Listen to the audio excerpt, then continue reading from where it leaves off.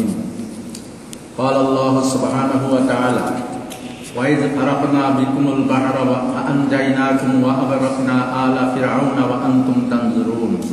صدق الله مولانا العظيم.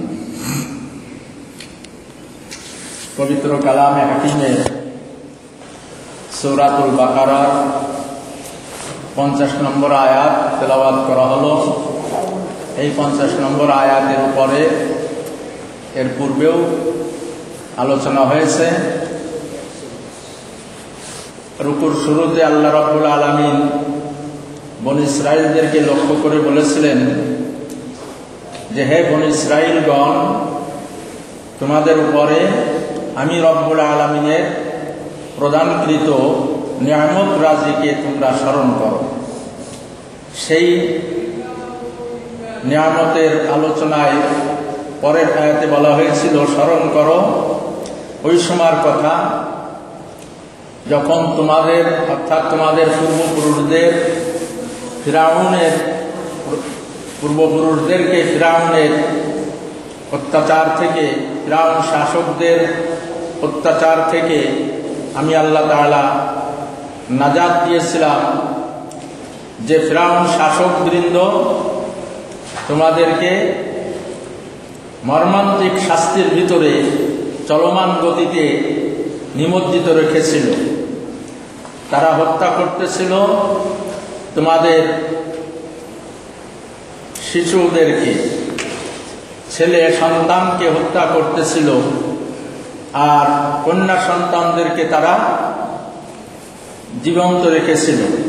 আর এর ভিতরেই ছিল তোমাদের উপর তোমাদের প্রভুর পক্ষ থেকে একটা বড় পরীক্ষা। এই যে ফিরাউন শাসকবৃন্দ থেকে আল্লাহ তাআলা বনী ইসরাঈলদেরকে নাজাত দিয়েছিলেন, যেটা 49 নম্বর আয়াতে বলা হলো। 50 নম্বর আয়াতে সেই নাজাতটা কিভাবে দিয়েছিলেন আল্লাহ তাআলা তার আলোচনা করেছেন। আল্লাহ তাআলা বলতেছেন, ওয়াইজ ফারাকনা বিকুমুল বাহরা, স্মরণ করো হে বনী ইসরাঈল ওই সময়ের কথা যখন তোমাদের বা তোমাদের পূর্বপুরুষদের কে বাঁচানোর জন্য, ফিরাউনের নির্যাতন থেকে রক্ষা করার জন্য আমি রব্বুল আলামিন নিতান্তই দয়া করে সমুদ্রকে বিদীর্ণ করে দিয়েছিলাম, সমুদ্রকে শুকিয়ে দিয়েছিলাম। অতঃপর ফাআনজাইনাকুম, সেই পথ বেয়ে তোমাদেরকে নাজাত এবং মুক্ত করেছিলাম ফিরাউনের নির্যাতন থেকে। ওয়া আগরাকনা আলা ফিরাউন, এবং ফিরাউন ও ফিরাউনের সকল গোষ্ঠী সহচরদেরকে সদাল বলে আমি ডুবাই দিয়েছিলাম। ওয়া আনতুম তানজুরুন, যা তোমরা অবলোকন করতেছিলে, দেখতেছিলে সচক্ষে। গতদিন বা তার আগের দিনের আলোচনায় এসেছিল মুসা আলাইহিস সালাতু ওয়াস সালাম যখন ফিরাউনকে আল্লাহর পথে আনার সমূহ চেষ্টা করেও যখন পারলেন না, ফিরাউন এক তো আল্লাহর পথে আসলোই না মুসা আলাইহিস সালামের দাওয়াত গ্রহণ করে, উপরন্ত বনী ইসরাঈলদের উপরে তার নির্যাতনের মাত্রা আরো বাড়ায় দিল। তখন আল্লাহ রাব্বুল আলামিনের হুকুমে হযরত মুসা আলাইহিস সালাম বনী ইসরাঈলদেরকে নিয়ে মিশর ত্যাগ করার চিন্তা করলেন। আল্লাহই হুকুম দিলেন, আল্লাহর হুকুমে মুসা আলাইহিস সালাম বনী ইসরাঈলদেরকে সঙ্গে নিয়ে মিশর পরিত্যাগ করবেন, মিশর থেকে হিজরত করবেন। এই অর্ডার আল্লাহর পক্ষ থেকে মুসা আলাইহিস সালামকে করা হলো। মুসা আলাইহিস সালাম বনী ইসরাঈলদের সংখ্যা তখন বলা হয়েছে, কোন কোন বর্ণনায় পাওয়া যায়, তাফসীরের কিতাবে আসে যে 6 লক্ষ 20,000 পরিমাণ বনী ইসরাইল তখন মিশরে অবস্থান করতেছিল। ফিরআউনের এই শাসন অঞ্চল মিশরে যখন সর্বপ্রথম বনী ইসরাইলদের আগমন ঘটে, তখন বনী ইসরাইলদের সদস্য সংখ্যা ছিল 72 জন। এই 72 জন থেকে দীর্ঘ সময় পেরিয়ে তারা প্রায় 6.5 লক্ষের কাছাকাছি চলে গিয়েছে। এই সকল বনী ইসরাইলদেরকে হযরত মূসা আলাইহিস সালাম জানায় দিলেন যে আগামী রাতে বা অমুক রাতে আমরা মিশর থেকে অন্য জায়গায় চলে যাব, ফিরআউনের হাত থেকে আত্মরক্ষার জন্য চলে যাব। মূসা আলাইহিস সালাম বনী ইসরাইলদেরকে কয়েকটা নির্দেশনা দিয়েছিলেন যে এই কাজগুলো তোমরা করবা। তার একটা ছিল যে রাত্রে আমরা রওনা দেব, মিশর ত্যাগ করব, ওই রাত সকলেই ঘরে আলো জ্বালায় রাখবা, অন্ধকার গৃহ থাকবে না। আমরা সবাই মাগরিবের পর থেকেই জাগ্রত অবস্থায় ঘরে আলো জ্বালানো থাকবে, আলো জ্বালানো থাকবে ঘরে, কেউ আলো নিভাবা না, বাতি নিভাবা না, একটা হুকুম দিয়েছিলেন। 2, যখন রওনা দেওয়ার টাইম আসবে, একটা টাইম বলে দেওয়া ছিল যে সকলে একত্রিত হতে হবে অমুক জায়গায়। নিজের ঘরের থেকে বাহির হওয়ার সময় পরস্পরে একে আরেকজনকে চেঁচামেচি করে ডাকাডাকি করা যাবে না, যার সেই গৃহ ত্যাগ করতে হবে সন্তান সন্ততি নিয়ে। ঘরের থেকে যখন বাহির হবা তোমরা, তখন কেউই কোন রকমের আওয়াজ, সরবল, চেঁচামেচি বা একে অপরকে ডাকাডাকি এ করার কোনো প্রয়োজন নাই। যারা ঘর থেকে বাহির হবা, বেরোনোর পর রওনার মুহূর্তে ঘরের দরজা দিয়ে, ঘরের দরজা একটু কোনো কিছুর রক্ত টান দিয়ে যাবা, রক্তের একটা চিহ্ন দিয়ে যাবা। অন্য লোকে দেখে মনে করবে যে এই ঘরের থেকে লোকজন চলে গেছে। এইভাবে প্রত্যেকে অপরের অবস্থা বুঝে নেবে যে এই বাড়ির লোকজন রওনা হয়ে গেছে। আলামত কি? দরজায় রক্ত লাগানো। এই হুকুমটা উনি দিয়ে দিয়েছিলেন। আরো বলেছিলেন যে রওনার সময়, রওনার আগের থেকে এই হুকুমটা ছিল যে তোমরা বিবাহ শাদী অনুষ্ঠানাদি ইত্যাদির কথা বলে যারা কিবতী ফিরআউনের অনুচর আছে, কিবতী আমালেকা, তাদের থেকে অলঙ্কার আদি কর্জ নিবা। এইটা হয় তোমাদের কাছে থেকে যাবে, না হয় এইটার লোভে ওই ফিরআউনের অনুচররা তোমাদের পিছে ধাওয়া করবে, আসবে এটা নেওয়ার জন্য, ধাওয়া করবে না, নেওয়ার জন্য আসবে। আসলে কি হবে সেটা তখন বোঝা যাবে, বোঝা তো যাবেই। মূসা আলাইহিস সালাম তো জানেন যে আল্লাহ রাব্বুল আলামিন আমাদেরকে নাজাত দেবেন, আমাদেরকে নাজাত দেবেন। এ কথার অর্থ হলো আমাদের শত্রুদেরকে নাজাতের বিপরীত যেটা, সেটাই আল্লাহ তাআলা তার কুদরত দিয়ে ঘটাবেন। কাজে যেগুলো আসবে সেগুলো জীবিত ফিরে যাবে বলে আশা করা যায় না। যে কয়টাই আসে ওই কয়টাই পথে থেকে যাবে। আশাটা ভালো, আশাটা ভালো। এভাবে উনি হুকুম দিয়েছিলেন।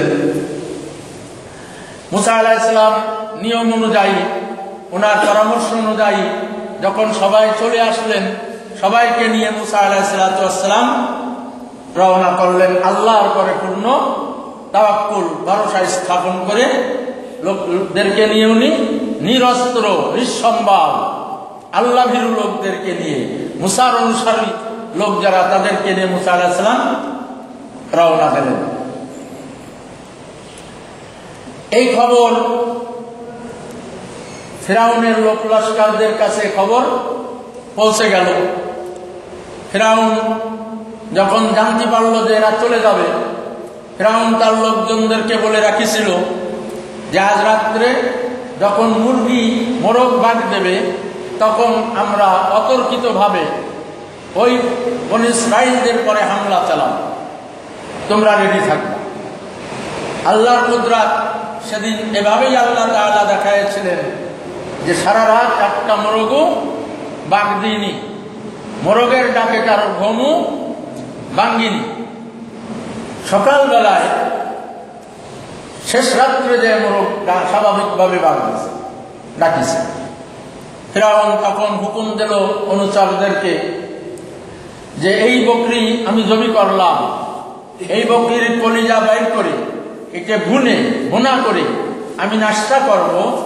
এই আমার নাস্তা কার্যক্রম শেষ হতে হতেই 6 লক্ষাধিক আমার বাহিনী যেন অস্ত্রসজ্জিত অবস্থায়, অশ্বরোহী অবস্থায় যেন রেডি হয়ে যায় আমার এই রাজপ্রাসাদের সামনে। যথা নিয়মে তারা আসলো ফিরআউনের হুকুম অনুযায়ী। তার আগের থেকেই প্রস্তুতি ছিল। মুসা আলাইহিস সালাম তো রওনা হয়ে গেছেন, রওনা হয়ে চলতেছেন মুসা আলাইহিস সালাম, কিন্তু পথ ভুলে যাচ্ছেন, কোনো পথ কমপ্লিট করতে পারতেছেন না। কোন দিক যাব, সারা রাত অনেক সময় ঘোরাফেরা করে দেখেন পথ পাওয়া যাচ্ছে না। এক কথায় পথ তারা হারায় ফেলেছেন, গন্তব্য ঠিক করতে পারতেছেন না, দিক ভুল লাগা হয়ে যাচ্ছে। তখন মুসা আলাইহিস সালাম বনী ইসরাঈলদেরকে বললেন, বনী ইসরাঈলদের যারা প্রবীণ মানুষ ছিল, বয়োজ্যেষ্ঠ, মাশাইখাতা বনী ইসরাঈল, মানে বনী ইসরাঈলদের বয়োজ্যেষ্ঠ যে সমস্ত লোক ছিলেন প্রবীণ, তাদেরকে মুসা আলাইহিস সালাম ডাকে পরামর্শ করতে বসলেন যে আমাদের এই পথ ভুলে যাওয়ার কারণটা কি, এমনটা হচ্ছে কেন, কোন সমস্যা আপনারা মনে করেন কিনা জানান। পরামর্শের একটা সুন্নাত মুসা আলাইহিস সালাম পালন করলেন, আলহামদুলিল্লাহ। বনী ইসরাঈলের যারা প্রবীণ লোক ছিলেন, মুরব্বী লোক ছিলেন, তারা মুসা আলাইহিস সালামের কাছে বললেন যে আমাদের একটা ওসিয়াতের কথা মনে আছে। হযরত ইউসুফ আলাইহিস সালাম যখন মিশরের রাষ্ট্র পরিচালনার অংশে দায়িত্ব পালন করতেছিলেন, সে বহু প্রাচীন কালে, বহু পূর্বে, 300-400 বছর আগে, 400 বছর আগে ইউসুফ আলাইহিস সালাম থেকে মুসা আলাইহিস সালামের এই ফিরআউনের জমানা 400 বছর সময় কেটে গেছে। তো ইউসুফ আলাইহিস সালাম তার ভাইদেরকে বা তৎকালীন সময়ের বনী ইসরাঈলদেরকে একটা ওসিয়াত করে গিয়েছিলেন ইন্তেকালের সময় যে তোমরা যদি কোনোদিন কোনো অবস্থাতে এই মিশর ত্যাগ করো, মিশর যদি ত্যাগ করা তোমাদের লাগে, তাহলে আমি ইউসুফ আলাইহিস সালামকে যেন রেখে যেও না, আমাকে সাথে নিয়ে যাও। তার মানে আমি যদি কতদিন বেঁচে থাকি, আল্লাহ যদি আমাকে হায়াত দিয়ে দেন সে পর্যন্ত, কখন ঘটতেও পারে তা তো বলা যায় না। আমি বেঁচে থাকলে আমাকে জানায় নিয়েই যাবা, আর আমি যদি মারা যাই তাহলে আমার কাফিল নিয়ে যাওয়ার ব্যবস্থা করবা। এটা ছিল ওসিয়াতের অর্থ। সেই ওসিয়াত যেহেতু আমরা পালন করতেছি না, বনী ইসরাঈলের মুরব্বীরা বললেন মুসা আলাইহিস সালামকে, হয়তো বা সেই কারণে আমাদের এই পথ ভ্রম হয়ে যাচ্ছে, পথ হারায় যাচ্ছে, বুঝে উঠতে পারতেছি না। মুসা আলাইহিস সালাম বললেন যে আমাকে সেই ইউসুফ আলাইহিস সালামের কবর কোথায় দেখায় দাও। কেউ দেখায় দিল না, কেউ দেখায় দিল না। একটু বেকাও ছিল ওরা, অনেকে জানেই না তাই সেই জন্য দেখাই দিইনি, আর অনেকে জানা থাকলেও তারা দেখায় দেওয়ার প্রতি অত আগ্রহী না। আর অনেক দূরে যেতে হবে, ঝামেলা করতে হবে, যে কোনো কারণে অনেকেই দেখায় দিতে চাইছিল জানা থাকা সত্ত্বেও। মুসা আলাইহিস সালাম যা হোক অনেক কথাবার্তার পর একজন মহিলা, একজন বৃদ্ধা মহিলা, আজুজ মানে বৃদ্ধা মহিলা, সে মুসা আলাইহিস সালামকে বলল যে আমি ইউসুফ আলাইহিস সালামের কবর কোথায় তা শনাক্ত করে বলে দিতে পারবো, আমার জানা আছে, তবে আমি যা চাই আমাকে তা দেওয়া লাগবে। মুসা আলাইহিস সালাম বললেন অসম্ভব, কোনো চাওয়া জিনিস আমি দিতে পারবো না। বললেন যে তাহলে না। মুসা আলাইহিস সালাম বললেন যে আল্লাহ রাব্বুল আলামিনের কাছে থেকে অনুমতি না নিয়ে আমি কোনো চাওয়া জিনিস তোমাকে দিতে পারবো না।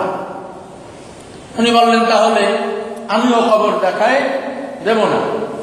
তখন এক পর্যায়ে মুসা আলাইহিস সালাতু ওয়াস সালাম আল্লাহ রাব্বুল আলামিনের কাছে অনুমতি চাইলেন যে এক অমুক মহিলা কবর দেখাই দিতে চায়, কিন্তু তার প্রত্যাশিত বস্তু তাকে দিতে হবে, আপনার হুকুম ছাড়া তো আমি কিছু করতে পারবো না।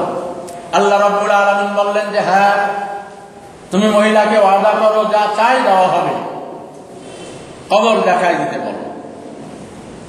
মুসা আলাইহিস সালাম মহিলাকে ডেকে বলেন, হ্যাঁ, আমাকে ইউসুফ আলাইহিস সালামের কবর শনাক্ত করায় দাও, তুমি যা চাও, কি চাও তা দেওয়া হবে, কি চাও। মহিলা তখন বলল, দুটো জিনিস আমি চাই, একটা দুনিয়ায় আর একটা আখিরাতে, একটা দুনিয়ায় আর একটা আখিরাতে, দুটো জিনিস চাবো দুই জায়গার জন্য। মুসা আলাইহিস সালাম বললেন যে বলো কি জিনিস চাও, দুনিয়ায় কি চাও, আখিরাতে কি চাও। মহিলা তখন বলল,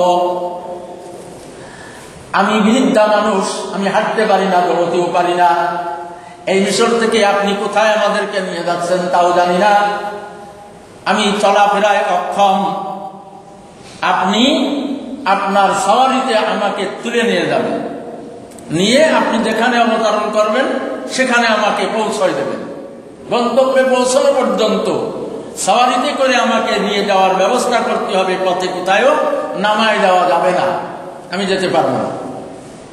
মুসা আলাইহিস সালাম বললেন যে হ্যাঁ, দেওয়া হবে, তোমার দাবি রক্ষা করা হবে। আখিরাতে কি চাও?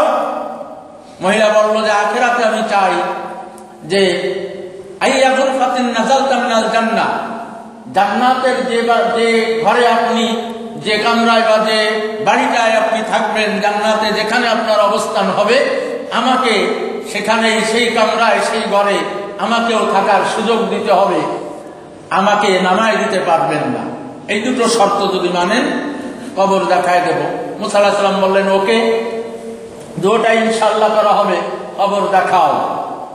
মুসা আলাইহিস সালামকে সাথে নিয়ে এবং মুসা আলাইহিস সালাম আরো অনেক লোকজনকে নিয়ে মহিলার সঙ্গে রওনা হলেন। মহিলা নীল দরিয়ার মধ্যে ডুবে গেছে সেই রকম একটা জায়গায় ইউসুফ আলাইহিস সালামের কবর চিহ্নিত করলেন যে অমুক জায়গায়, সেটা পানির মধ্যে তলায় গেছে, পানির নদী ভাঙ্গনে সমুদ্রের মধ্যে সেটা চলে গেছে, এই অমুক জায়গাটাই ইউসুফ আলাইহিস সালামের সমাধি। মুসা আলাইহিস সালাম আল্লাহর কাছে তখন প্রার্থনা করে দুটো মুনাজাত করলেন।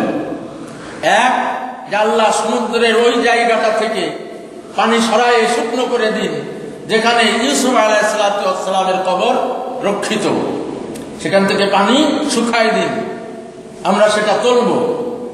দ্বিতীয়, এটা তুলাতুলির কাজ এবং এই কাজ শেষ করে রওনা দিতে অনেক সময়ের প্রয়োজন হবে, সূর্য উঠাকে, রাত খতম হয়ে দিন আসাকে আপনি বিলম্ব করে দেন, আমাদের জন্য রাতটা লম্বা করে দেন। আল্লাহ রাব্বুল আলামিনের হুকুমই তো রাত দিন চলে, আল্লাহ রাব্বুল আলামিন কি পারবেন না? এরকম আরো বহুবার আল্লাহ তাআলা সময় করেছেন। যাই হোক, আল্লাহ রাব্বুল আলামিন দোয়া কবুল করলেন, সমুদ্রের ওই জায়গা থেকে পানি শুকিয়ে গেল সম্পূর্ণ, যেখানে হযরত ইউসুফ আলাইহিস সালামের কবর সমাধি ছিল, পানি সেখান থেকে শুকিয়ে গেল। মুসা আলাইহিস সালাম যথানিয়মে লোকদের দিয়ে নিজে থেকে ওখান থেকে মাটি খুঁজে অনেক তলদেশে যাইয়ে হযরত ইউসুফ আলাইহিস সালামের কাফিনের সন্ধান পেয়ে গেলেন। ইউসুফ আলাইহিস সালামের কাফিন মিন খাসাবে সানুবার মুরাসাইন বি মারমারিন মিন হাজার, তাফসীরে রুহুল বায়ান এবং তাফসীরে ইবনুল খাজানের মধ্যে উল্লেখ করা হয়েছে ইউসুফ আলাইহিস সালামের সেই কাফিন বক্স, এটা সানুবার একরকম মূল্যবান গাছের কাঠ, অনেক দিন এটা নষ্ট হয় না। আর আল্লাহ রাব্বুল আলামিনের কুদরত যেখানে ব্যবহার হচ্ছে, নষ্ট তো হওয়ার কোনো কারণ নেই। এই সানুবার উন্নত মানের কাঠ এবং তার উপরে মরমর দামি উন্নত মানের পাথর দিয়ে খোদাই করা ছিল। সেই মরমর পাথর সানুবার কাঠের খোদাইকৃত কাফিনের মধ্যে, বক্সের মধ্যে হযরত ইব্রাহিম আর হযরত ইউসুফ আলাইহিস সালামকে রাখা হয়েছিল সেই সময়ের নিয়ম অনুযায়ী। ওটাকে তোলা হলো, তবে বক্স খুলে দেখার কোনো কথা তাফসীরের কিতাবে পাওয়া যায়নি। বক্স তুলে নিয়ে আসছিলেন, ওই সন্দুক বলা হয়েছে আরবিতে, সন্দুক মানে একটা বক্স। এই বক্স তুলে ওনারা নিয়ে আসছিলেন এবং সেটা সাথে নিয়ে ওনারা সফর করে গন্তব্যে পৌঁছেছিলেন। এবং এটা বৃহত্তর যে শামের ফিলিস্তিন, এই ফিলিস্তিনের কোনো এক জায়গায় নিয়ে যায় ওনারা পরবর্তীতে দাফন করেছিলেন ইউসুফ আলাইহিস সালামের সেই কাফিনকে। এই কাফিন নিয়ে যখন ওনারা রওনা হচ্ছেন মিশর থেকে ওনারা, মিশর হলো লোহিত সাগরের বা বাহারে আহমার, যাকে আরবিতে বলা হয় লোহিত সাগর। বাহারে কুলজুম তার বাবার নাম, কোন এক জমানায় তার নাম ছিল বাহারে আসাফ। যাই হোক, এই বাহারে আসাফ বলি পুরনো নাম। বাহারে আহমার মানে লোহিত সাগর, বাহারে কুলজুম যাই বলি না কেন, সেই যে লোহিত সাগরটা, এইটা ছিল তার দক্ষিণ ভাবে চলে হয়ে গেছে। এর পশ্চিম পাশে, পশ্চিম তীরে হলো মিশর অঞ্চল, আর পূর্ব তীরে হলো ফিলিস্তিন অঞ্চল। বৃহত্তর শাম, মক্কা, মদিনা সবই পাশে। তো এই যে লোহিত সাগরের যে দক্ষিণ দিক থেকে উত্তর দিক চলে গেছে, উত্তর সীমানায় যায়, প্রান্তে যায়, ওখান থেকে আর দুটো শাখা লোহিত সাগরের দুটো শাখা দুই দিক বেরিয়ে গেছে সিংহের মতো। একটা হলো পূর্ব সাইড দিয়ে, আর একটা পশ্চিম সাইড দিয়ে। এই পশ্চিম উত্তর সাইড দিয়ে যে লোহিত সাগরের মুখের থেকে যে শাখাটা বেরিয়ে সামনে চলে গেছে, বড় শাখা, বড় নদী, এইটা চলে গেছে সোজা একেবারে ভূমধ্য সাগর, যাকে আরবিতে বলা হয় বাহারে আল বাহরুল মুতাওয়াসসিত। এই ভূমধ্য সাগরের দিকে চলে গেছে।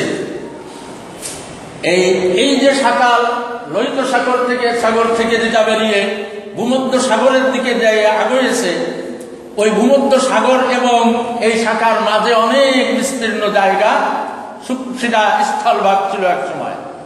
ওইটাকেই খনন করে পরবর্তীতে সুয়েজ খাল আকারে, যেটা নাম হয়েছে সুয়েজ খাল, তৈরি করে ভূমধ্য সাগরের সাথে এখন লোহিত সাগর একাকার। ওই সময় এইটা একাকার ছিল না। মুসা আলাইহিস সালাম ইচ্ছা করলে মিশরের থেকে সোজা ঘুরে ওই যে বর্তমান যে সুয়েজ খাল, ওইটা স্থলভাগ ছিল আগে, ওখান থেকে সোজা পেরিয়ে ওনারা সিনা যে উপদ্বীপ, যেটা যেখানে তুর পাহাড় রয়েছে, তারপরে ওখানে ওই অঞ্চলটা জুড়েই হলো সেই বৃহত্তর শাম ফিলিস্তিন এরিয়া। ওখানে ওই স্থলভাগ দিয়েও উনি যেতে পারতেন, কিন্তু আল্লাহ রাব্বুল আলামিনের কুদরতের কৃষ্ণা তো রয়েছে, নদী পথ দিয়ে মুসা আলাইহিস সালামকে নেব, নদীকে শুকাই দিয়ে, সমুদ্র শুকাই দিয়ে মুসা আলাইহিস সালামকে পার করে আমার ক্ষমতা, আমার কুদরত জাহির করব।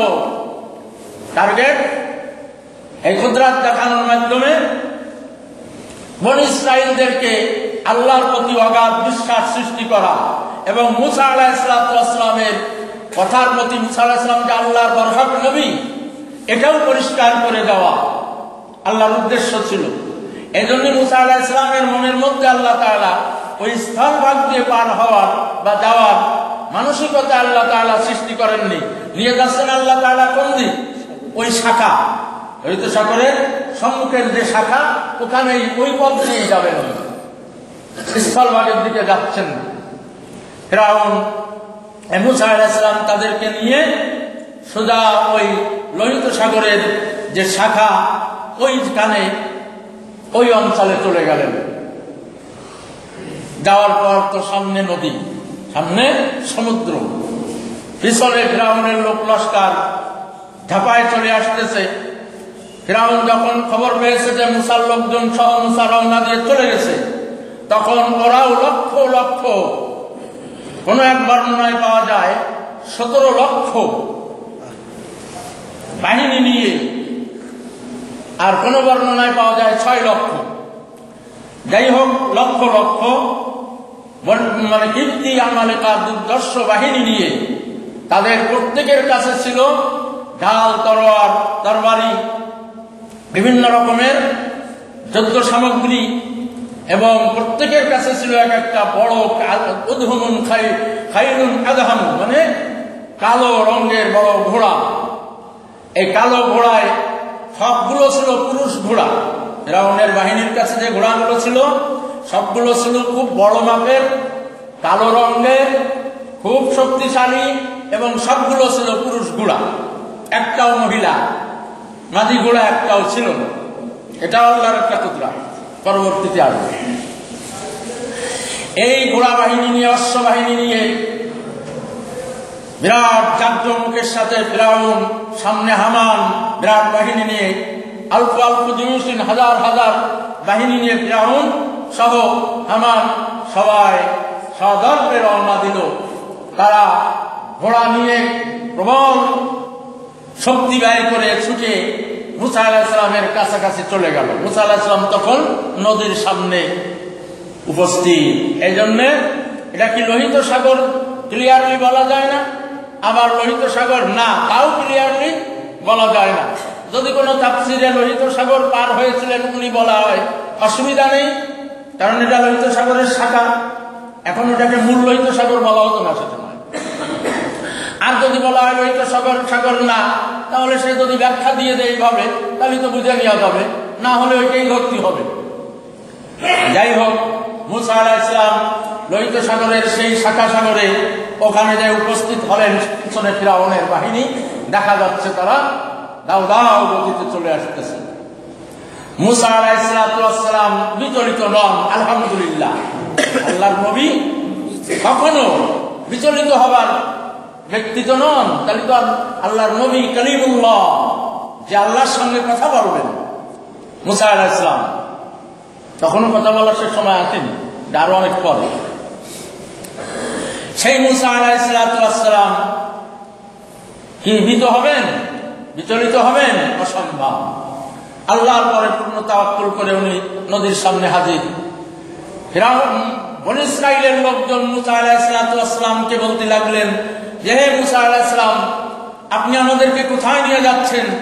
সামনে তো আমাদের সমুদ্র, ঝাঁপ দিলেই তো ওখানে ডুবে মরতে হবে। পিছনে তো ফিরআউনের বাহিনী হাজির, পিছনে ফিরার উপায় নেই। ফিরআউনের জাতাকলে ফিরআউনের বাহিনী আমাদেরকে নিষ্পেষিত করে ফেলে দেবে। আর সামনে তো যদি আমরা ঝাঁপাই পড়ি নদীতে, তাহলে তো ডুবে মরতে হবে। মুসা আলাইহিস সালাম বললেন, আল্লাহর সাহায্য আমাদের কাছাকাছি, আল্লাহর সাহায্য আমাদের কাছাকাছি। হযরত ইউসা আলাইহিস সালাম, হযরত ইউসা আলাইহিস সালাম তখন উনি নবী হননি, উনি পরবর্তীতে নবী। ওনার নেতৃত্বে ফিলিস্তিন অনেক পরে যাই বনী ইসরাইলরা জয় করেছিল, বিজয় করেছিল, সেটা অনেক পরে আসবে। এই ইউসা আলাইহিস সালাম মুসা আলাইহিস সালামের একান্ত জন। উনি বললেন যে, হে মুসা, এখন আমরা কি করব? মুসা আলাইহিস সালাম বললেন যে, আল্লাহর হুকুম তো সামনের দিকে যাওয়া, সামনে তো নদী, আল্লাহর হুকুম তো সামনের দিকে যাওয়া, সামনে তো নদী। বলা মাত্রই হযরত ঈসা আলাইহিস সালাম সহ ওনার পাশে যারা ছিল সবাই ওনাদের ঘোড়া নিয়ে ঝাঁপ দিলেন সেই নদীর মধ্যে। বেশ কিছু সময় ঘোড়া ওনাদেরকে নিয়ে সাঁতরালো, আবার পড়ে চলে আসলো। ঈসা আলাইহিস সালাম বললেন যে, কই সে আল্লাহর সাহায্যের কথা আপনি বললেন? বনী ইসরাইলের নেতারা অনেকে বললেন যে আল্লাহ সাহায্যের কথা বললেন, তা তো কই? আল্লাহকে তো আমরা অস্বীকার করতে পারি না। আল্লাহর সাহায্য আল্লাহ করতে চেয়েছেন, এতে আমরা 16 আনা বিশ্বাসী। আপনার কথার পরেও 16 আনা আমরা আস্থাবান। আপনাকেও মিথ্যুক বলতে পারি না, আল্লাহকেও অসত্য বলতে পারি না। তবে সে সাহায্য কই, কখন? মুসা আলাইহিস সালাম বললেন যে, সামনের দিকে আল্লাহর হুকুম। আবার ওনারা ঝাঁপ দিলেন কয়েকজন। এইভাবে 3 বার ঈসা আলাইহিস সালাম সহ বেশ কিছু লোক ওনার নেতৃত্বে সমুদ্রের ভিতরে ঝাঁপাই পড়েছে, আবার কিনারায় উঠে এসেছে। 3 বার যখন এই ঘটনা ঘটে গেল, মুসা আলাইহিস সালাম অপেক্ষায় রয়েছেন আল্লাহ রাব্বুল আলামিনের সাহায্যের। বিচলিত হওয়ার কোনো অবকাশ নেই, আল্লাহর সাহায্যের ব্যাপারে সন্দিহান হওয়ার কোনো সুযোগ নেই মুমিনের জীবনে। আর নবীর জীবনে তো নাই। মুসা আলাইহিস সালাতু ওয়াস সালাম আল্লাহর কাছে দোয়া করতে লাগলেন। বনি ইসরাইলরা অনেকে বলতে লাগলো, ভাবতে লাগলো হয়তোবা আমাদের এখানে শেষ হয়ে যেতে হবে। অনেকে বললো কই সে সাহায্য কই, ফিরআউনের লোকজন তো চলেই আসছে, কাছে ধেয়ে চলে আসতেছে। মুসা আলাইহিস সালাতু ওয়াস সালাম বললেন আলা ইন্না মাইয়া রাব্বি সায়াহদিন। মুসা আলাইহিস সালামের ব্রিফ, মুসা আলাইহিস সালামের বক্তব্য কোরআন শরীফের আয়াতের অন্য জায়গায় আসছে আলা ইন্না মাইয়া রাব্বি সায়াহদিন। বিচলিত হয় না বনি ইসরাইল, মহান আল্লাহ রাব্বুল আলামিনই আমাদের সাথে আছেন। মহান আল্লাহ রাব্বুল আলামিন তার রহমতের ভান্ডার নিয়ে আমাদের সাথেই আছেন। সায়াহদিন, সে রব্বুল আলামিন আমাদেরকে করাবেন, অবশ্যই আমাদেরকে হেফাজত করবেন। আর আল্লাহর যদি মানসা থাকে এখানে আমাদেরকে ডুবে মরতে হবে বা ফিরআউনের হাতে আমরা নিহত হতে হবে, সেটাই আলহামদুলিল্লাহ, সেটাই ধরে নেব আল্লাহর রহমত, আল্লাহর ফয়সালা। বিচলিত হব না, আল্লাহ আমাদের সঙ্গে আছেন, হেফাজত আল্লাহই করবেন। আল্লাযীনা জাহাদু ফীনা লানাহদিয়ান্নাহুম সুবুলানা ওয়া ইন্নাল্লাহা লামাআল মুহসিনিন। আল্লাহ কি বলেছেন? আল্লাযীনা জাহাদু, যারা চেষ্টা করবে আমার পথে দৌড়াবে, লানাহদিয়ান্নাহুম সুবুলানা, আমি তাদের জন্য আমার পথকে সহজ করে পথ দেখায় দেব। ওয়া ইন্নাল্লাহা লামাআল মুহসিনিন, আল্লাহ রাব্বুল আলামিন একমাত্রই সৎকর্মশীলদের সঙ্গেই থাকেন, সৎ বিশ্বাসীদের সঙ্গে থাকেন। তোমরা বিশ্বাস হারায় না বনি ইসরাইল, আল্লাহ আমাদের সঙ্গে আছেন। তিনবার যখন ঈসা আলাইহিস সালামের নেতৃত্বে লোক ঝাঁপায়ে গুলি চলে আসছে, চতুর্থবার আবার যখন মুসা আলাইহিস সালামের কাছে ঈসা সহ লোকে জিজ্ঞাসা করলেন যে আল্লাহ সেই রহমত কই, ইউসুফ হযরত মুসা আলাইহিস সালাম তখন আল্লাহর দিকে ধ্যান করতেছেন, আল্লাহর রহমতের চিন্তা করতেছেন। হঠাৎ করে ওহীর মাধ্যমে আল্লাহ রাব্বুল আলামিন মুসা আলাইহিস সালামকে জানায় দিলেন ফাজরিব বিআসাকাল হাজার, ফাজরিব বিআসাকাল হাজার, ও মুসা আলাইহি আমা ফিহা মাআরিব উখরা, তোমাকে যে লাঠি দিয়েছিলাম এই লাঠি সম্পর্কে তো তোমার কথা বলাই তথ্যই দিয়ে আছে যে এর দিয়ে অনেক কাজ তোমার হবে। ফাজরিব বিআসাকাল হাজার, তোমার হাতে যে লাঠি রয়েছে এই লাঠি দিয়ে তুমি পাথরের কি করো, সমুদ্রের উপরে আঘাত করো, সমুদ্রকে বাড়ি দাও। মুসা আলাইহিস সালাতু ওয়াস সালাম সমুদ্রের পরে লাঠি দিয়ে বাড়ি দিয়ে বললেন ইন খালিদ ইয়া খালিদু, খালেদ ছিল সেই সময়, ইয়া আবা খালেদ, খালিদ ইয়া আবা খালেদ, আবু খালেদ ছিল সেই সময় ওই বাহারে আহমার বা লোহিত সাগরের উপনাম। লোহিত সাগরের উপনাম কি? তাফসীরে রুহুল বায়ান খাদেন দুইটা তাফসীরের মধ্যে লিখেছে যে লোহিত সাগরের উপনাম ছিল আবু খালেদ। মুসা আলাইহিস সালাম বললেন ইন খালিদ ইয়া আবা খালেদ, ও আবু খালেদ, মানে ও লোহিত সাগরের উপসাগর, তুমি কি হয়ে যাও, দুই ভাগ হয়ে যাও। এই কথা বলে লাঠি দিয়ে আঘাত করলেন। প্রথম আঘাতে পরিষ্কার হলো না, পরে এইভাবে তিনবার উনি লাঠি দিয়ে সমুদ্রের পরে আঘাত করেছিলেন আল্লাহর হুকুমে। সঙ্গে সঙ্গে ইনফালাকাল বাহরু, সমুদ্র কি হয়ে গেল, ভাগ হয়ে গেল, রাস্তা তৈরি হয়ে গেল, 12টা রাস্তা তৈরি হয়ে গেল। বনু ইসরাইলের খণ্ডগোত্র ছিল 12টা। ওই যে ইউসুফ আলাইহিস সালামের 12 ছেলের থেকে বলেছিলাম 12টা খানদান, মানে 12টা খণ্ডগোত্র তৈরি হয়েছে, যার সমন্বয় হল বনু ইসরাইল। এই 12 খানদানের জন্য, মানে 12 গোষ্ঠীর জন্য, গ্রুপের জন্য 12টা পথ তৈরি হয়ে গেল। কাত্তাউদিল আজিম, একেবারে সুড়ঙ্গ পথ তৈরি হয়ে গেল পাহাড়ের পদদেশের মতো। মুসা আলাইহিস সালাম আল্লাহর শুকরিয়া আদায় করে বনী ইসরাইলদেরকে হুকুম দিলেন ঢুকে যাও। মুসা আলাইহিস সালাম শুরু থেকে এই পর্যন্ত পিছনে ছিলেন, আর হযরতে হারুন আলাইহিস সালাম ছিলেন সামনে। আমাদের এই যে দাওয়াতি ভাইরা, তাবলীগ জামাতের দাওয়াতি ভাইরা একটা সুন্নাত পালন করে থাকে কি, আমির পিছনে থাকবে, আমির পিছনে থাকবেন, তাই না? আর রাহবার সামনে। হযরত মুসা আলাইহিস সালাম আমির না, উনি তো প্রধান, উনি দেখেন সবার পিছনে ছিলেন সাকাতাহুম ওয়াকানা মুসা সাকাতাহুম ওয়া হারুন মুকাদ্দামাতাহুম। হযরত হারুন আলাইহিস সালাম ছিলেন রাহবার, উনি ছিলেন সামনে, আর মুসা আলাইহিস সালাম আমিরে কুল, সর্বাধিনায়ক, সবার আমির, উনি ছিলেন পিছনে। উনি অর্ডার দিলেন উদখুলুল বাহরা ইয়া বনি ইসরাইল, ও বনি ইসরাইল লোক, সমুদ্রের ভিতরে ঢোকো, মানে ওই পথ দিয়ে ঢোকো। বনি ইসরাইলের সব লোকজন ঢুকে গেল, অনেক দূরের পথ, অনেক দূর পাড়ি দিয়ে যেতে হবে। সবাই ঢুকে গেল, 12 গ্রুপ, 12টা সুড়ঙ্গ পথ দিয়ে ঢুকে গেল। ইসনা আশারা, 12 গ্রুপ, 12টা সুড়ঙ্গ পথ দিয়ে ঢুকে গেল। পথিমধ্যে যাইয়ে এক গ্রুপ অপর গ্রুপ সম্পর্কে প্রত্যেকের সম্পর্কে ধারণা করতেছে, উড়ান নাই, আমরা একা বেঁচে যাচ্ছি। অপর গ্রুপ দেখতেছি না, কোথায় গেল তারা, আরগুলো করি, আমরাই তো একা বাড়ছি, আর আমার আর ভাই তারা মনে হয় শেষ হয়ে গেছে। প্রত্যেকে তাই ভাবতেছে, কেউ তো কারণে দেখে না। মুসা আলাইহিস সালামের কাছে বনি ইসরাইলরা বললেন যে, ও মুসা, ও হারুন, আমাদের আর ভাইরা কই? তারা নিশ্চয়ই ধ্বংস হয়ে গেছে, হালাক হয়ে গেছে। মুসা আলাইহিস সালাম বললেন যে, না, আল্লাহর রহমতে সবগুলো যথাস্থান দিয়ে যাচ্ছে, ভয়ের কোনো কারণ নেই, ভাইদেরকে পাওয়া সাক্ষাৎ পাওয়া রাজি না। বনি ইসরাইল ভারী গ্যাসরা জাতি যাকে বলা হয়, ওদের গ্যাসরামি যে কি অবস্থা, এই কোরআনে আসবে সামনে, ধীরে ধীরে আসবে, কথা রাখতে চায় না, কথা ধরতে চায় না, সহজে বেকা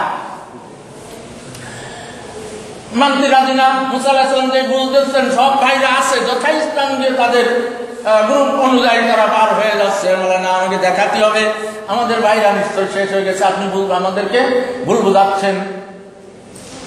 মুসা আলাইহিস সালাম আল্লাহর কাছে মুনাজাত করলেন। আল্লাহ রাব্বুল আলামিন এমন ভাবে পানিকে বটে দিলেন যে প্রত্যেক কেউ যাচ্ছে উপর দিয়ে, কেউ ওই সাইড দিয়ে, কেউ ওই সাইড দিয়ে, একটা সুড়ঙ্গ পথ দিয়ে চলে যাচ্ছে। সমুদ্রের পানিকে বটে দিলেন, বটে এইভাবে দিলেন, দেখা যাচ্ছে টিভির মধ্যে যেরকম দেখা যায়, এক গ্রুপ চলে যাচ্ছে আর এক গ্রুপের রাস্তায়, আর এক গ্রুপের রাস্তায়, আর এক গ্রুপের রাস্তায় লিখছে তফসিরে খাজানের মধ্যে, আর রুহুল বায়ানের মধ্যে লিখেছে জানালা তৈরি করে দেওয়া হলো। সব গ্রুপের একই কথা, জানালা ওইভাবেই তৈরি করা হলো। এক কথায় এমন ভাবে সিস্টেম করে দেওয়া হলো আল্লাহর পক্ষ থেকে, প্রত্যেক গ্রুপ অপর গ্রুপকে ক্লিয়ার ভাবে দেখতেছে যে আমার ভাইরা ওরাও পার হচ্ছে, দ্রুত গতিতে দৌড়চ্ছে, আমরাও দৌড়চ্ছি, আলহামদুলিল্লাহ। এইভাবে মুসা আলাইহিস সালাম সকল বনি ইসরাইলদেরকে নিয়ে সমুদ্র পার হয়ে যাচ্ছেন। মহান আল্লাহ রাব্বুল আলামিন তার কুদরতের কৃষ্ণায় আল্লাহ তাআলা এটা ঘটাইছেন। মুসা আলাইহিস সালাম যখন এইভাবে ঝাঁপ দিয়ে লোকদেরকে নিয়ে স্বাভাবিকভাবে চলে যাচ্ছেন, তখন ফিরআউন দেখলো সর্বনাশ। ফিরআউন তখন ওর সাথে যে লক্ষ লক্ষ অনুচর সহচররা ছিল তাদেরকে বলল, দেখো, উনজুরু ইলাল বাহরে কাইফা ইনফালাকাল বাহরু বিহাইবাতি। মিথ্যা কথা, একটা মিথ্যা কথা বলেছিল। তাফসীরে রুহুল বায়ান, তাফসীরে খাজানের মধ্যে উল্লেখ করা হয়েছে, ফিরআউন তখন বনি ইসরাইলদের ডাক দিয়ে, না, তার পিতৃদের ডাক দিয়ে বলেছিল, উনজুরু, উনজুরু, দেখো, কাইফা ইনফালাকাল বাহরু বিহাইবাতি, আমার প্রভাবে, আমার হুকুমে, আমার সৌজন্যে দেখো সমুদ্র কিভাবে রাস্তা তৈরি করে দিয়েছে। তোর জন্যই না, হযরত মুসা আলাইহিস সালামের দোয়া, মুসা আলাইহিস সালামের জন্য। একটু পরে দেখতে পারবি তোর জন্য না কার জন্য, আল্লাহ দেখা দেবেন সেটা। ও ধোঁকা দেবে লোকজনদেরকে, ফিরআউন তার বাহিনীদেরকে ধোঁকা দিয়ে কি বললো, দেখো সমুদ্র আমার প্রভাবে, আমার অর্ডারে কিভাবে কি হয়ে গেছে, সুখে রাস্তা তৈরি করে দিয়েছে। উদখুলুল বাহরা, এক ব্যক্তি আমার বাহিনী, ঢুকে যা, ঢুকে যা। হাবু, ওরা সব ভয় পেয়ে গেল যে ফিরআউন আমাকে ঢুকতে বলতেছে, সমুদ্র হঠাৎ ভাগ হয়ে গেল, রাস্তা তৈরি হয়ে গেল, মুসা আলাইহিস সালামের বাহিনী পার হয়ে গেল বটে, কিন্তু আমাকে নেতাজি নিজে না ঢুকে আমাদের বলতেছে উদখুলুল বাহরা। তাফসীরের কিতাবে লেখে ফিরআউন ভয় পাচ্ছিল ঢুকতি, যাকে প্রজাদের মধ্যে যায়, যাক, আমি ঢুকবো না, এই কায়দা একটা চিন্তা ভাবনা করে নিজে ঢুকতে চায় না। নিজে না ঢুকে লোকদেরকে বলতেছে যে দেখো সমুদ্র আমার হুকুমি, আমার প্রভাবে রাস্তা তৈরি করে দিয়েছে, উদখুলুল বাহরা, তোমরা ঢোকো। তখন বনি ইসরাইলরা বলবো, আমরা ঢুকবো কেন, আপনি আগে ঢোকেন। উদখুল আনতা কামা দাখালা মুসা আউয়াল, মুসা আলাইহিস সালাম যেমন আগে ঢুকেছিলেন, হারুন আলাইহিস সালাম আগে ঢুকেছিলেন, এবং তারপরে সবাই ঢুকেছে। ওইরকম আপনি আমাদের নেতাজি, আপনি আগে ঢোকেন, তারপরে আমরা ঢুকবো। আপনি না ঢুকে আমাদের ঢুকতে বলতেছেন কেন?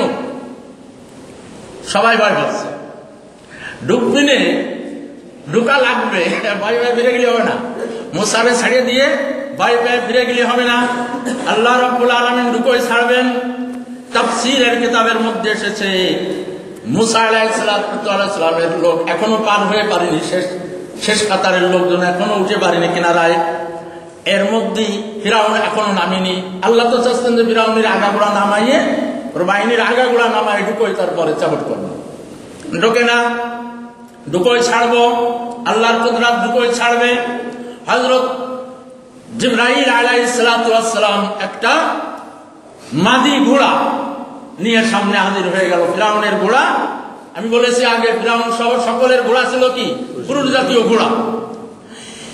এই পুরুষ জাতীয় ঘোড়া আকর্ষণ হয় মাদি ঘোড়ার দিকে যে অবস্থায়, ঠিক সেই রকম একটা অবস্থা আল্লাহ তাআলা একটা মাদি ঘোড়ার মধ্যে তৈরি করে দিয়ে ছিলেন। এবং সেইটার পরে হযরতে জিবরাইল আলাইহিস সালাম ওই রকম একটা মাদি ঘোড়ার পরে সওয়ার হয়ে ফিরাউনের ঘোড়ার সামনে দিয়ে দাঁড়ালেন। ঘোড়ার অবস্থা এমন ছিল, তার চাহিদা এমন ছিল যে পুরুষ ঘোড়া তাকে দেখলে অবশ্যই আকৃষ্ট হয়ে যাবে নিয়ম অনুযায়ী। এটাই ছিল কারণ। এই জন্যই হযরত জিবরাইল আলাইহিস সালাম মাদি ঘোড়াকে ওই অবস্থা আল্লাহ তাআলা তৈরি করে দিয়েছিলেন তার মনের ঘোড়ার অবস্থার মধ্যে। ওই ঘোড়া নিয়ে যখন সামনে দাঁড়াইছে, ঘোড়া নিয়ে জিবরাইল আলাইহিস সালাম নামে গেছেন, তখন ওই ঘোড়ার পরে আকর্ষণ সৃষ্টি হয়েছে ফিরাউনের ঘোড়ার, পুরুষ ঘোড়া। ব্যাখ্যার দরকার নেই।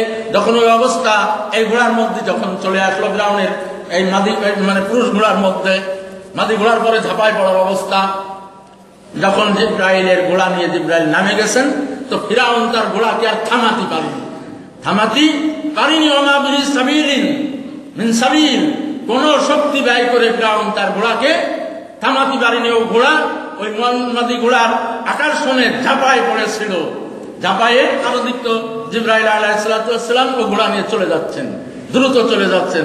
ফিরাউনের ঘোড়া পাঁচ দৌড়চ্ছে ফিরাউনকে নিয়ে। ফিরাউন বহু চেষ্টা করেছে থামানোর জন্য, থামিনি। মানার জন্য চেষ্টা করেছে, থামিনি। ফিরাউনের ঘোড়া যখন নামে গেছে, তখন ওর বাহিনীর সবার ঘোড়া কেউ কারোর কথা শুনিনি, সবগুলো ওই পথ বেয়ে নেমে চলে গেছে। হযরত মিকাইল আলাইহিস সালাম আর একটা ঘোড়ার পরে সওয়ার হয়ে পিছনে ছিলেন। মিকাইল আলাইহিস সালাম আর একটা ঘোড়ার পরে সওয়ার হয়ে পিছনে ছিলেন। উনি পিছন থেকে সবগুলোকে ধাক্কাইয়ে বলেন, ঢোকো, উদখুলুল বাহরা। ঘোড়ার মধ্যে থেকে আওয়াজ আসতেছে, ব্যক্তির মধ্যে থেকে আওয়াজ, বিরাট জনসমর্থক, ভিড়, এর মধ্যে আওয়াজ আসতেছে মিকাইল আলাইহিস সালামের, ঢোকো, ঢুকে যাও সবাই। সবগুলোকে হাঁকাইয়ে মিকাইল আলাইহিস সালাম হাঁকাইয়ে সবগুলোকে নামায় দিলেন। কিতাবের মধ্যে লেখে তাফসিরে, ফিরাউনের বাহিনীর সর্বশেষটা যখন নামে গেল, ফিরাউনের বাহিনীর সর্বশেষ ব্যক্তিরা যখন নামে গেল, মুসা আলাইহিস সালামের সর্বশেষ ব্যক্তিরা তখন উঠে গেল কুলে। মুসা আলাইহিস সালামের বাহিনীর সর্বশেষ গ্রুপের সর্বশেষ ব্যক্তি তুলে উঠা সারা, ফিরাউনের বাহিনীর সর্বশেষ ব্যক্তির নামা শেষ। ওয়াম্মা আউয়ালু জয়ুশে ফিরাউন, ফিরাউনের বাহিনীর প্রথম যে ব্যক্তি নামেছিল, তারা মুসা আলাইহিস সালামের ওই বাহিনীর সাথে উঠার চেষ্টা করেছিল। তাই হবে না? ফিরাউনের প্রথম যেটা নামেছে সেটা তো সে প্রথমে উঠবে। মুসা আলাইহিস সালামের শেষটা উঠে গেছে, শেষ লোকটা। ফিরাউনের বাহিনীর প্রথম লোক যখন তুলে উঠবে ইচ্ছা করেছে, আর এদিক তো ফিরাউনের গ্রুপে সব ঢুকা হয়ে গেছে। এইবার আল্লাহ রাব্বুল আলামিন সমুদ্রকে হুকুম দিলেন, হয়ে যা সমুদ্র, সাবেক অবস্থায় ফিরে যাও, তার চেয়ে চরম অবস্থায় ফিরে যাও। কিতাবের ভিতরে লেখে, সঙ্গে সঙ্গে দুই সাইড দিয়ে পানি এসে মিকাইল আলাইহিস সালাম উঠে গেছেন ঘোড়ার পিছনের দিকতে, আর ওদিক হযরত জিবরাইল আলাইহিস সালাম উঠে গেছেন। রয়ে গেল কারা? ফিরাউন সদাল বলে রয়ে গেল। এইগুলোকে আল্লাহ রাব্বুল আলামিন, এগুলো কিন্তু কোনো কিসসা না, নিতান্ত এগুলো কোরআনের কথা। আল্লাহ রাব্বুল আলামিন পানিকে হুকুম দিলেন, পুরা পানিতে এসে চাপ দিয়ে সমুদ্র উত্তাল তরঙ্গ সৃষ্টি হয়ে গেল। সমুদ্রের ওই ঘোর ফাঁকে ফিরাউন সহ সবাই ডুবে গেল। ফিরাউন তখন হাত উঁচু করে লম্বা লম্বা লম্বা কথা বলেছিল আমান্না বিরব্বিল আলামিন। তখন আর সময় নেই, ঈমান আনা। আমান্না বিরব্বিল আলামিন, রব্বুল আলামিন আল্লাহর উপরে আমি ঈমান আনলাম। রব্বুল আলামিন তো নিজের দাবিতে ছিল, সে নিজের দাবিতে নিজেই রব্বুল আলামিন না। এই জন্য সন্দেহ দূর করে দেওয়ার জন্য বললেন রব্বি মূসা ওয়া হারুন। আমি রব্বুল আলামিনের পরে আমি ঈমান আনতেছি তা না, মূসা এবং রব্বি মূসা ওয়া হারুন, মূসা এবং হারুন যে রবের পরে ঈমান এনেছে, সেই মহান রবের পরে আমি ফিরআউন কি করলাম? ঈমান আনলাম। আল আল আন আকাদ আসাইতা ক্বাবলা কুনতা মিনাল মুফসিদিন। হ্যাঁ, ক্বাবলা ওয়া কুনতা মিনাল মুফসিদিন। আল্লাহ তাআলা আসমান থেকে জানায় দিলেন আল আন, এখন ঈমান আনলে, হ্যাঁ এখন ঈমান আনলে কাজ হবে না। কুনতা মিনাল মুফসিদিন, তুমি তো ছিল আমার বিদ্রোহ, তুমি ছিল আমার চরম বিদ্রোহী ব্যক্তি, এখন তোমার ঈমান গ্রহণযোগ্য নয়। ফিরআউন সদাল বলে ডুবে গেল। কুলের পরে দাঁড়ায় অপর কুলের দাঁড়ায় মূসা আলাইহিস সালামের অনুসারী অর্থাৎ বনী ইসরাঈলরা স্বচক্ষে আল্লাহ রাব্বুল আলামিনের এই কুদরতের কৃষ্ণা দেখলেন যে আমরা বেঁচে গেলাম, সমুদ্র আমাদেরকে রাস্তা বানায় বাঁচায় দিল, আমরা বেঁচে গেলাম, আর ফিরআউন কিভাবে ডুবলো। আল্লাহ রাব্বুল আলামিন দেখায় দিলেন আনতুম তানজুরুন ওয়া আনতুম তানজুরুন। আনতুম তানজুরুন মানে কি? ফিরআউনকে এমন ভাবে ডুবালাম, আনতুম তানজুরুন, যা তোমরা নাকি স্বচক্ষে অপার কিনারায় উঠে দেখতে পেলে। ফিরআউন ডুবে গেল। বনী ইসরাঈলরা মূসা আলাইহিস সালামকে বলতে পারলো ডুবেছে কিনা জানি না, কোন বাতাসে নিরুদ্দেশ হয়ে যেতে পারে, জেনে ইবাদত করে ফেলতে পারে, ও ডুবেছে কিনা তা তো বোঝা যাচ্ছে না, ও বেঁচেও থাকতে পারে কোনো কায়দায়, কোনো মেশিনের সাহায্যে, কোনো বিজ্ঞানের সাহায্যে পানির তলে যেও বেঁচে থাকলেও থাকতে পারে, পলায় চলে যেতে পারে, অথবা তারা জেনে নিয়ে চলে যেতে পারে। যে কোনো কায়দায় আমরা তো পরিষ্কার হচ্ছি না, ওরা যে ডুবেছে ওখানে ডুবেই তলায় গেছে, বোঝা যাচ্ছে না। বনী ইসরাঈলের লোকজন মূসা আলাইহিস সালামকে বললেন আমরা দেখতে চাই আমাদের শত্রুদের মরদেহ দেখে আমরা আমাদের চক্ষু শীতল করতে চাই, হতেও তো পারে ওরা মরিনি একটাও। আল্লাহ রাব্বুল আলামিনের কাছে হযরত মূসা আলাইহিস সালাম প্রার্থনা দোয়া মুনাজাত করলেন। ফাআলকাল বাহরু, সমুদ্র প্রত্যেকের লাশকে ভাষায় ভাষায় দেখাই দিয়েছিল। সমুদ্রের উপরিভাগে ফিরআউনের লাশ ভেসে উঠল, ওর অনুচর সহচরদের লক্ষ লক্ষ লাশ সেদিন লোহিত সাগরের পরে ভেসে চলে গেছিল, ভাসতেছিল। আল্লাহ রাব্বুল আলামিন দেখায় দিলেন বনী ইসরাঈলদেরকে, ওরা দেখে এইবার চক্ষু শীতল করলো এবং আল্লাহর কুদরত দেখে ওরা শান্ত হয়ে গেল। এইভাবে আল্লাহ তাআলা ফিরআউনের ধ্বংস বনী ইসরাঈলদেরকে দেখাইয়ে শান্ত করলেন। এরপরে ফিরআউনের লাশ আবার ডুবে গেছিল। আল্লাহ রাব্বুল আলামিন কুরআনে বলেছে তোর বদন নুনাজ্জিকা বিবাদানিকা লিয়াকুনা মিনাল মুকিমিন, মানুষ চিরদিন ইবরাত নসিহত উপদেশ হাসিল করবে আমার এই কুদরতকে স্মরণ করে। তোর লাশকে আমি কি করবো না, মাটি দিয়ে খাওয়াবো না, সমুদ্রের ভিতরে ডুবোই রাখবো না, লাশ আমি ইবাদত করবো কিয়ামত পর্যন্ত। আল্লাহ তাআলার কথা। এই যে বর্তমানে যেটা লাশ ফিরআউনের বলা হয়, সেটাও হতে পারে, অথবা এখনো সেটা যে কোনো জায়গায় থাকতে পারে, কিয়ামতের আগেও সেটা আল্লাহ তাআলা দেখাই দিতে পারেন, এটাও সেটা হতে পারে।